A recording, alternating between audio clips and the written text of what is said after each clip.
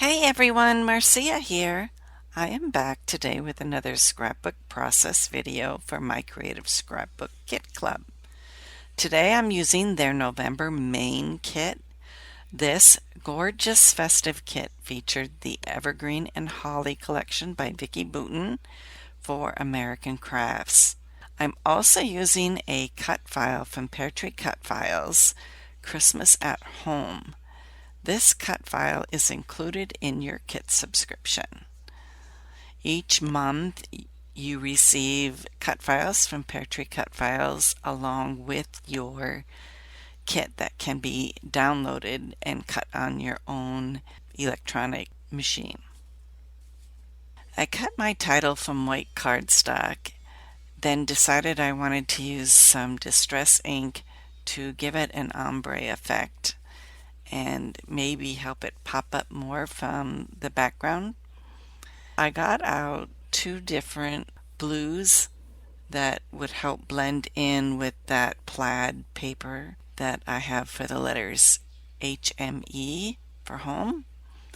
And I'm using a Ranger blending tool to blend the blue at the top of the cut file and then went back with the weathered wood, which is more of a blue-gray, on the lower half of the Christmas ad and also the top of home.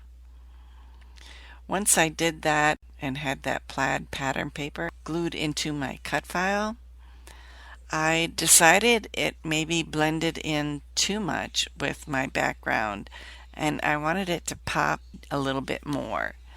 So what I did is I went and cut the cut file again from black so that I could do a shadow effect on it.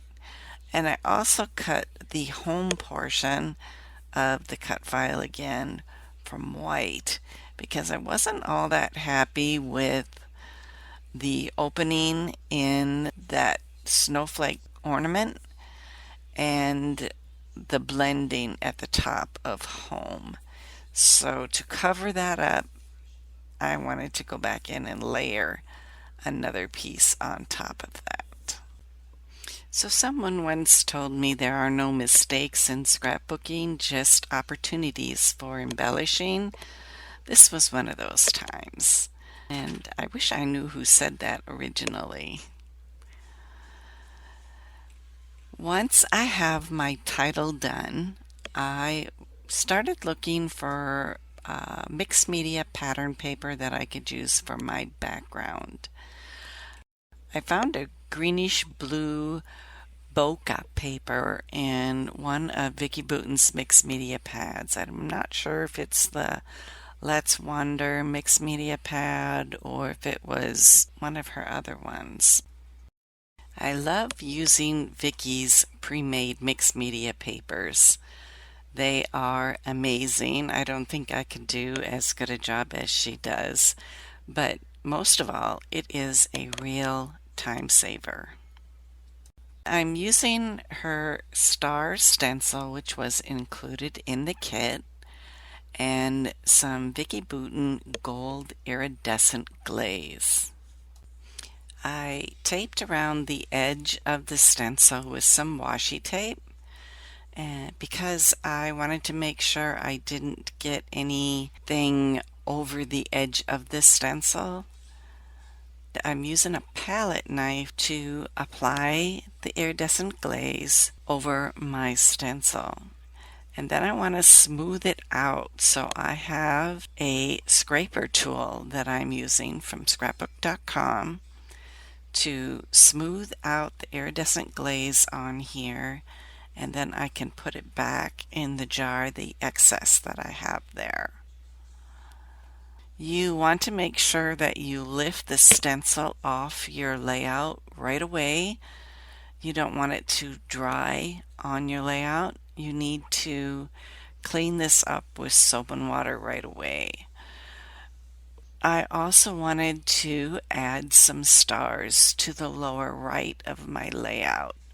So once I have this pulled up, I'm going to reposition my stencil at the bottom corner of my layout And I'm going to once again stir up my iridescent glaze and add just a little bit down here in the corner and use my scraper to smooth it out.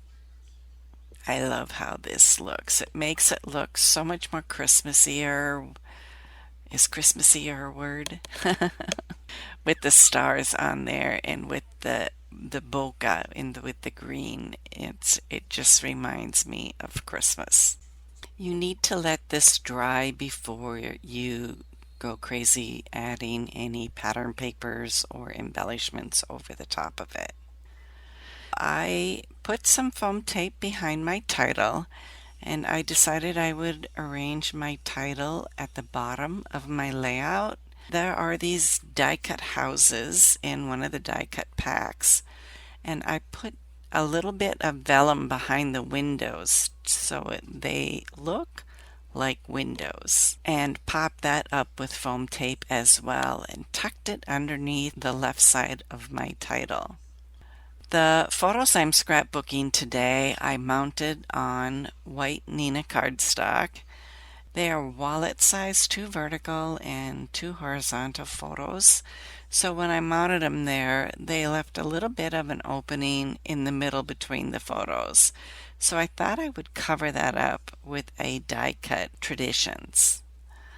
And this is really appropriate because these photos are our annual Christmas Eve, not really Christmas Eve, it's whenever we can get together because my kids happen to work on holidays. My oldest is a 911 dispatcher, and my other daughter is an ER veterinarian, and my son was working in a bar restaurant at the time as a manager. They almost always worked holidays, so we would always try to find a day either just before or just after Christmas where we could actually celebrate as a family.